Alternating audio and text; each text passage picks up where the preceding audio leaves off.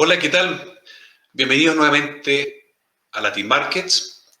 Tenemos un distinguido invitado. Él nos visita desde Venezuela, vive acá en Chile. Su nombre es Juan Cristóbal Nayel. Es economista de la Universidad Católica de Caracas y de la Universidad de Michigan en Estados Unidos. También es profesor de la Universidad de los Andes en Chile y autor del libro Blogging the Revolution, que detalla los primeros años de la Revolución Bolivariana. Tenemos el gratísimo honor de tener con nosotros a Juan Cristóbal. Bienvenido, Juan Cristóbal. ¿Cómo estás tú? Hola, Juan, ¿qué tal? Gracias por la invitación. Juan Cristóbal, antes que partamos, la parte que siempre hago en este minuto, y es pedirle a las personas que están viendo este canal que por favor se suscriban. Para nosotros es súper importante que lo hagan. Y al mismo tiempo, a mano derecha, abajito, hay un pequeño botoncito, una campanita que la aprieten para que se suscriban. Y así cada vez que hacemos un nuevo programa les pueda llegar. Si nos quieren apoyar, tenemos a Patreon y tenemos a Flow. Y también que al final del programa tenemos algunas sorpresas, algunas preguntas interesantes que Juan Cristóbal nos va a responder. Juan Cristóbal, con tu amplia experiencia como economista, profesor y escritor, siendo venezolano y viviendo también fuera del país, en Estados Unidos y ahora acá en Chile, ¿cuáles son o cuál es la característica de la situación económica venezolana que lo hacen, bajo tu punto de vista, único en el mundo? Muchas gracias por la invitación. La situación económica venezolana es insólita o inaudita o pocas veces vista en la historia de la humanidad por la combinación de varios factores. Primero que nada, estamos partiendo de la base de que es un país con amplios recursos potenciales, en el sentido de que es el país con las más amplias reservas de petróleo en el mundo y con un nivel de vida que tuvo en algún momento Venezuela que quizás, digamos, uno no hubiera esperado que hubiera llegado a este nivel. No hay que olvidar, por ejemplo, que en el año 60 Venezuela tenía el 85% del PIB per cápita del Reino Unido. Era el país más desarrollado de América Latina, más desarrollado de Sudamérica definitivamente, y por lo tanto no era un país que estaba en una trayectoria de colapso como el que hemos visto. En los últimos 5 años la economía venezolana se ha contraído entre un 60 y un 75%, y digo esto con poca precisión porque las cifras oficiales en Venezuela no existen, o son poco claras o poco creíbles, si se quiere. Entonces, la recesión que hemos visto en el país en los últimos 5 años, algo que no se había evidenciado en el mundo, en ningún país fuera de guerra. En los últimos años no hay una experiencia comparable a la experiencia de Venezuela en los últimos 5 años en términos de la debacle. Esto tiene un rostro humano muy importante de destacar. Es decir, estamos hablando de que alrededor de 3 de cada 4 empresas han desaparecido, de que 3 de cada 4 empleos formales han desaparecido, de que la capacidad de producción de la economía, de las fábricas, de la capacidad de los agricultores de generar alimentos que necesita el país se ha visto disminuida brutal. A esto le debemos agregar el hecho de que el gobierno está quebrado, está arruinado, ha gastado la plata que no tiene mediante la impresión de dinero inorgánico, y eso ha llevado a Venezuela a la hiperinflación, una hiperinflación que no se veía en América Latina hace al menos 20 años, que ha durado más de 2 años y que ha sido una de las hiperinflaciones más largas que hemos conocido en nuestra historia. La industria petrolera de Venezuela, que es el motor de la economía venezolana, se ha visto completamente reducida a niveles mínimos. La producción petrolera en Venezuela en estos momentos es cerca de lo que era alrededor de 1930, que fue en los albores de la industria petrolera venezolana. Fue cuando Venezuela recién estaba empezando a producir petróleo.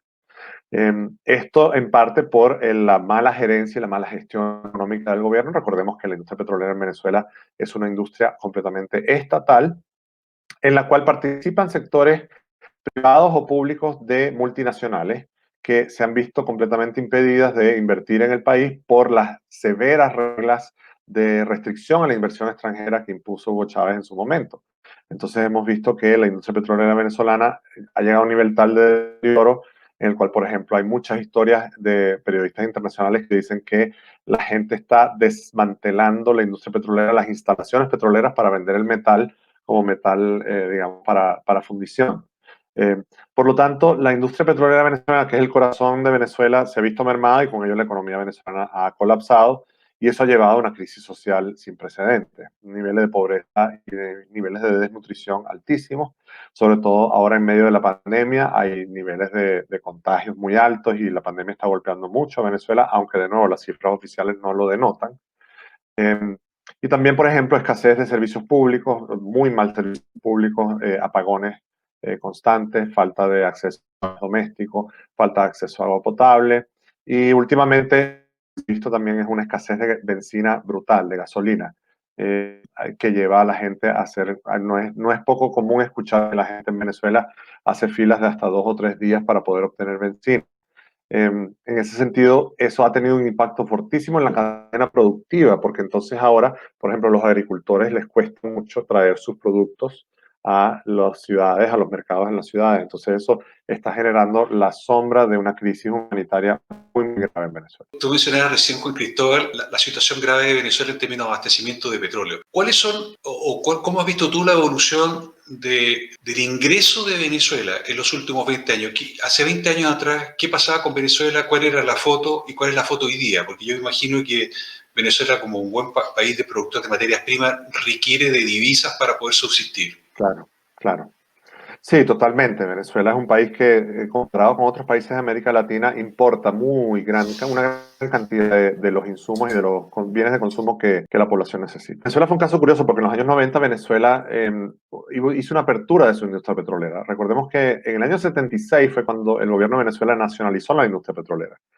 Echando un poquito para atrás la película, el petróleo fue explotado en sus inicios, en los años 30, por compañías multinacionales, más que nada compañías europeas, compañías norteamericanas, que vinieron a explotar el petróleo en Venezuela y más o menos en la época de la Segunda Guerra Mundial ya Venezuela era el principal exportador de petróleo del mundo, era un país muy importante desde el punto de vista geoestratégico y político y económico.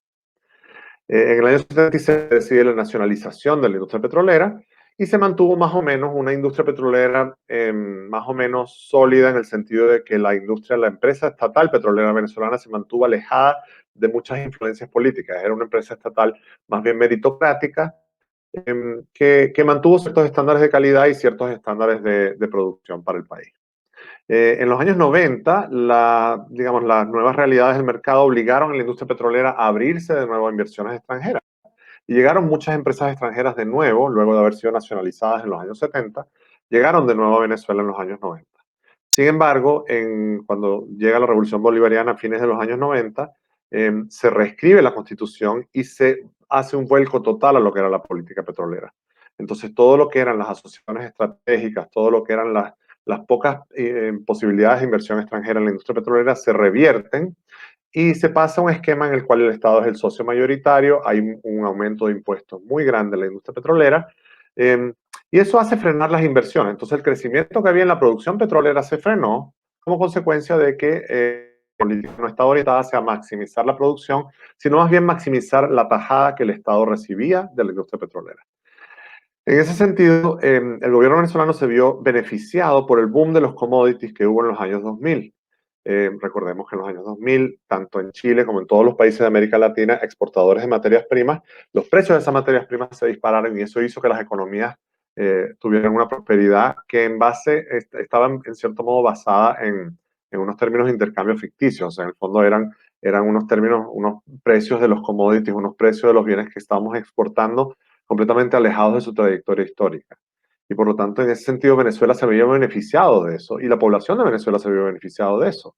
En los años 2000, por ejemplo, no era común ver que los venezolanos viajaban por todas partes con dólares subsidiados por una política que privilegió el consumo y privilegió las importaciones del exterior, obviamente. Con el colapso de los precios del petróleo, que ha sido varios peaks and valleys, varias subidas y bajadas, pero en el fondo el colapso de los precios del petróleo empezó más o menos en el año 2014. Ahí se evidenció que la economía venezolana estaba altamente dependiente de precios petroleros cada vez crecientes y que en el fondo las políticas que habían llevado a Venezuela a ese punto no eran las que necesitábamos moviéndonos hacia los próximos años. Sin embargo, el gobierno de Venezuela no supo revertir ninguna de esas medidas. Por lo tanto, no ha habido ninguna apertura hacia la inversión extranjera directa, no ha habido ninguna consideración de disminuir los impuestos que se les cobran a las empresas petroleras, y eso ha hecho que, unido a diversos factores geopolíticos, eso ha hecho que la inversión en la industria se reduzca al mínimo, y la producción de petróleo en Venezuela, de hecho, en estos momentos está en sus mínimos históricos. Por lo tanto, en Venezuela podemos incluso hablar de que Venezuela ha dejado de ser un país petrolero en el sentido de que apenas está produciendo lo suficiente como para cubrir parte de su consumo. Juan Cristóbal, ¿cuál ha sido la evolución en la participación de la economía de parte de los privados y el Estado? Si pudiéramos hacer, en el año 90 el Estado tenía tal participación, hoy día, ¿cuánto es versus los privados? Bueno, la economía venezolana, no tengo las cifras enfrente, pero sí te puedo decir que la economía venezolana, el sector privado, siempre ha sido menos preponderante que en otros países comparables. Recordemos que al ser un país petrolero en el cual la parte principal de la riqueza del país proviene de una industria que es estatal, eso lleva a que el gasto público en Venezuela está sobredimensionado con respecto a otros países de América Latina. En el fondo, en Venezuela, la tradición es de que el Estado era un Estado poderoso, era un Estado rico en cierto modo, y eso llevaba a que la industria privada vivía en la sombra del Estado, vivía como subordinada al Estado, en cierto modo, de una manera excesiva. Venezuela nunca ha sido un país que se ha caracterizado por sus libertades económicas. Lo que es la regulación de la economía moderna nace al albor de la industria petrolera y del boom petrolero, en cierto modo. Entonces, en cierto modo, el Estado grande, el Estado, digamos, preponderante en la economía, es parte de nuestra realidad y siempre ha sido parte de nuestra realidad, por lo menos desde los años 20, que fue cuando se descubrió el petróleo en Venezuela. El sector privado en Venezuela sobrevive en este momento. Existen empresas todavía en Venezuela, existen algunos bancos privados, existen empresas manufactureras, existen empresas agrícolas, etcétera, pero muy pocas. O sea, como te dije antes, hay cifras por ahí que dicen que 9 de cada 10 empresas que habían en 1999 ya no existen. Eso se ha dado en un marco de alta regulación. Entonces, en Venezuela los precios los regulan, los salarios son regulados, los créditos son regulados. Aunque debo acotar que esto hace poco ha cambiado en el sentido de que el gobierno se ha visto tan mermada su capacidad de reprimir a la economía, que en el fondo, en este momento en Venezuela hay una dolarización de facto.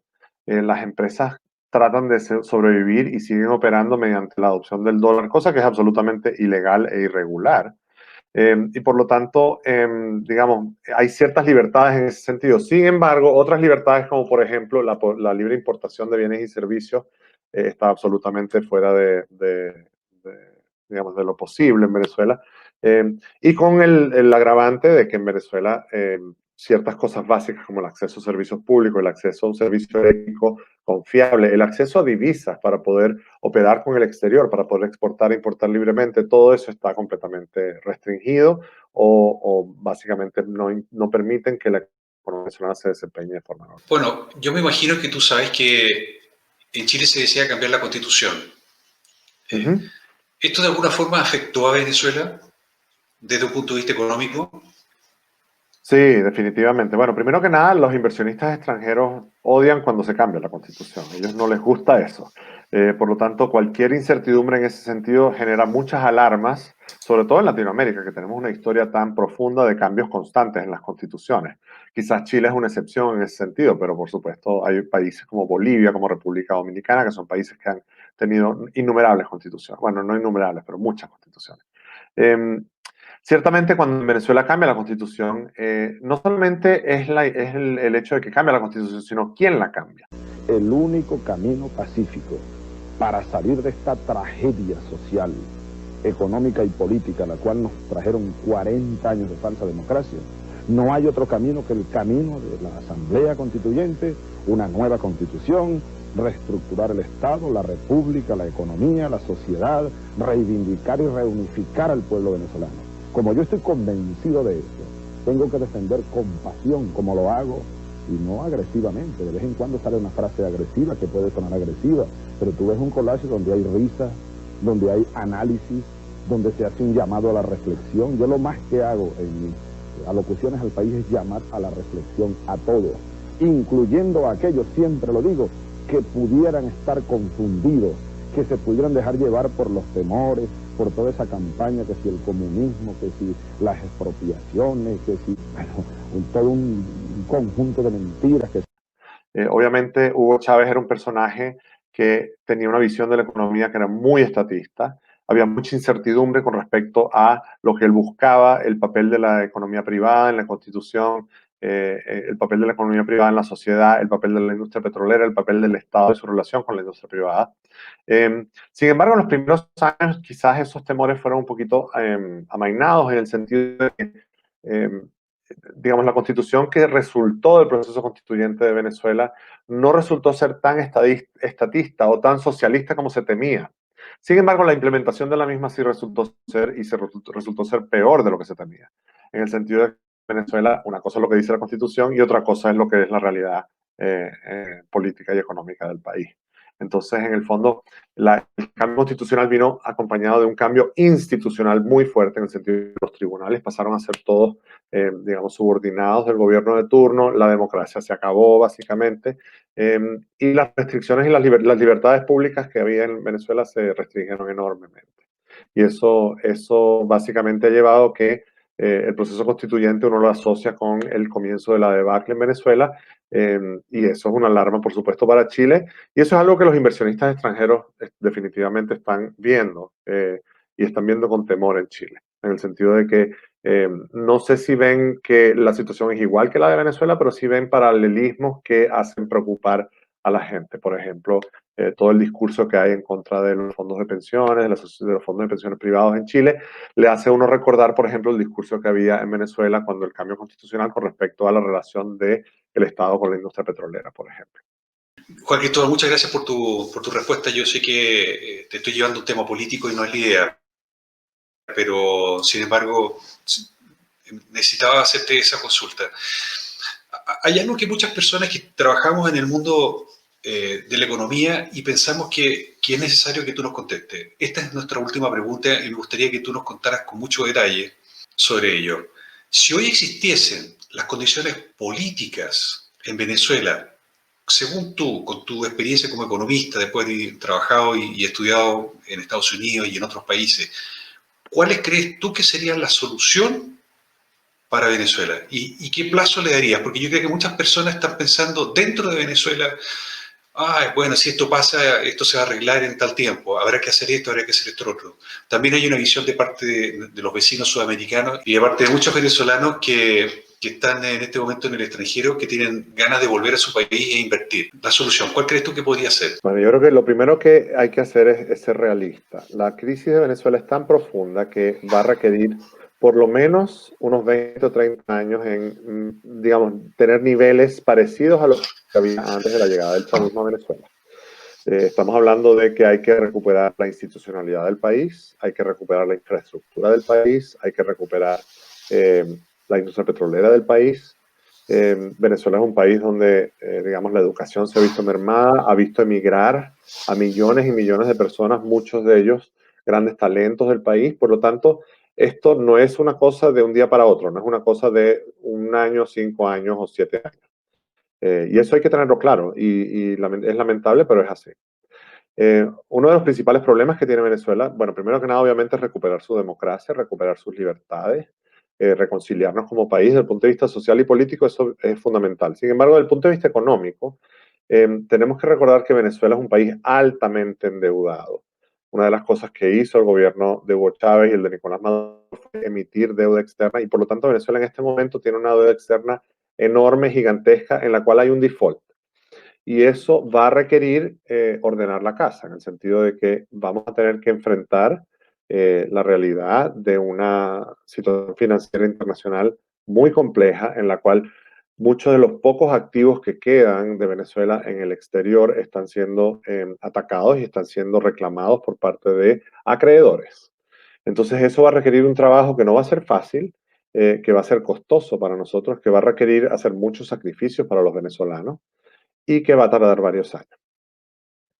Aquí, por ejemplo, se habla mucho de la asistencia de los organismos financieros internacionales. Obviamente eso es debatible cuánto va a ser. Ciertamente no veo que sea posible empezar a recuperar a Venezuela sin alguna asistencia financiera internacional y sin ningún proceso de perdón de deuda de parte de ciertos acreedores, digamos. Entonces, en el fondo, esto va a ser un proceso complejo que va a requerir mucha diplomacia, va a requerir mucha agresividad y va a requerir mucho tino, digamos, y mucha paciencia de parte de los venezolanos. Eso por una parte. Por otra parte, yo siempre hago una analogía de que cuando tú tienes una familia que tiene cierto nivel de ingresos, cierto nivel de riqueza y esa familia entra a la ruina, lo primero que hay que hacer es vender las joyas de la abuela, porque es como esas familias que son familias muy acaudaladas y de repente entran en la carra plana, en la ruina, y se aferran a los pocos recuerdos valiosos que tienen al terreno, a la casa. No, hay que salir a vender.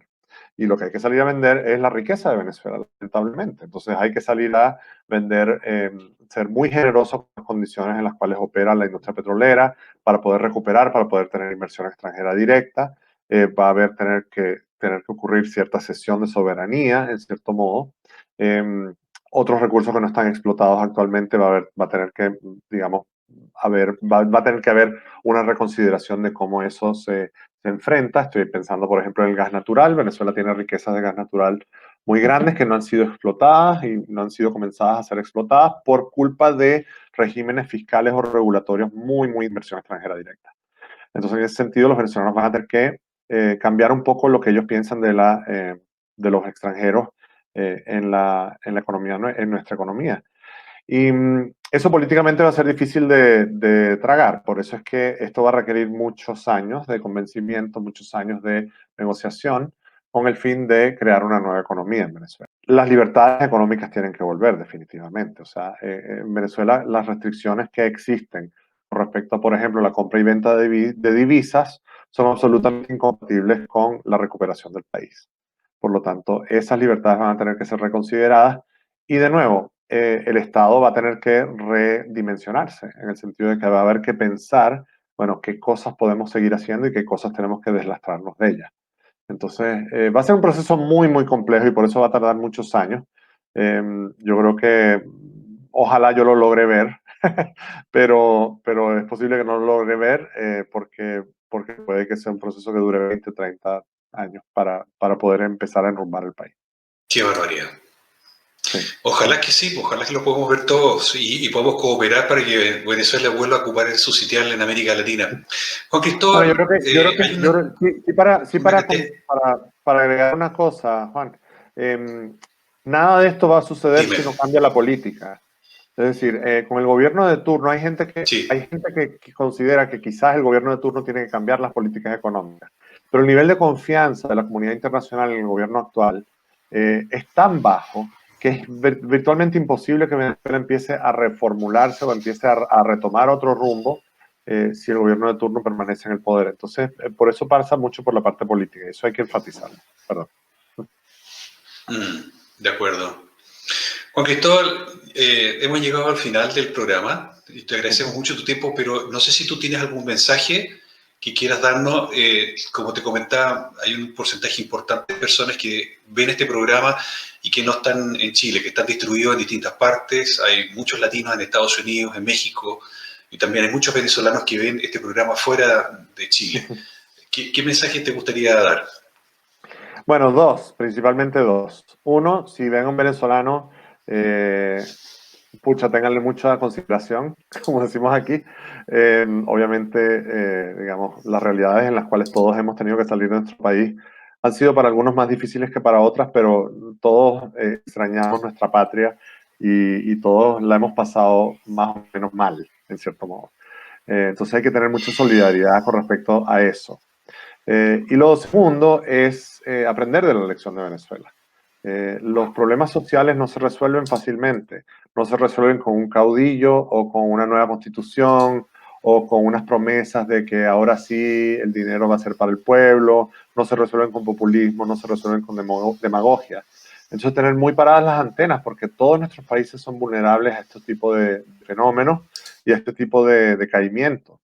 La historia de Venezuela, que repito, fue el país más próspero de América Latina, era un país que estaba a un paso del primer mundo, del mundo desarrollado, y que en este momento es uno de los países más pobres del continente, tiene que servirnos de alarma de que si no cuidamos la democracia, que si no cuidamos a la economía, a la empresa privada, que si no cuidamos las instituciones, todo lo que aspiramos se puede derrumbar.